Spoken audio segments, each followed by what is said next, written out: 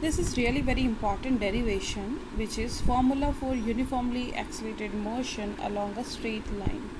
Now, to understand the derivation of that formulas, we will specify. Let us consider an object is starting its motion at from position A.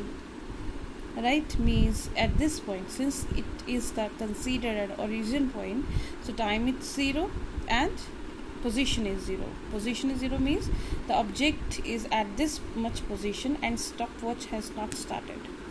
Now let us consider at any time t1 the person reaches at position B, which is at distance x1 from A, and at any another time t2 the object reaches at position C, which is at position x2 from A, right, and this is D. So now considering that this is an accelerated motion and the object is moving with acceleration A, let us derive the first relation, which is velocity time relationship. Velocity time relation. For this, since we need to find out velocity time relation, so keep in mind we can use here the formula acceleration, because since this formula depends on velocity and time, so using the relation A, acceleration is equal to change in velocity upon time taken. Now let us consider when the object is at t1 position, let the velocity is v1, and when the object is at t2 position, let the velocity is v2, right. Putting the vector sign here, change in time.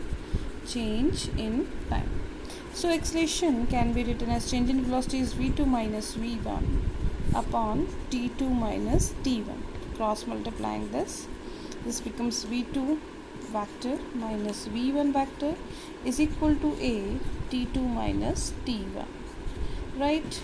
Now it means here v2 is equal to v1 plus a t2 minus t1.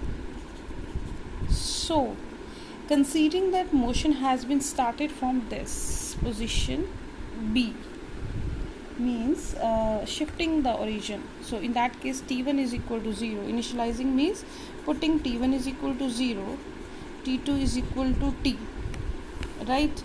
So in that case our values v2 is equal to v, and let v1 is equal to 0, right. 0 we can put, no, let initially that body is moving. Initializing means here we are putting u. So putting these values, v2 is v, v1 is u plus a vector, t2 minus t1 is t minus 0. So v is equal to u plus at. So this is our required relation, which is velocity time relation. Now coming to the next relation. So our next relation is position time relation. Here the two words are position and time. So what formula we will use? We will use the formula for velocity, because velocity depends upon position, yani ki displacement and time. So we know that v average is equal to displacement upon time, and displacement is given by x2 minus x1 in our diagram, upon time is t2 minus t1. So we can write here displacement, since we are talking about displacement, so we will put the arrowhead. x2 minus x1 is equal to v average t2 minus t1. Also we know that v average is equal to v1 plus v2 divided by 2. So putting this value here, x2 minus x1 is equal to v1 plus v2 divided by 2 into t2 minus t1. Now putting the value of v2 from this relation, v2 is equal to v1 plus a t2 minus t1. So putting this, x2 minus x1 vector is equal to v1 plus v2 की जगह हम put करेंगे v1 plus a t2 minus t1, right, and divided by 2 into t2 minus t1. So solving this, x2 minus x1, keep in mind we have to put the arrowhead everywhere where we are using the vector quantity.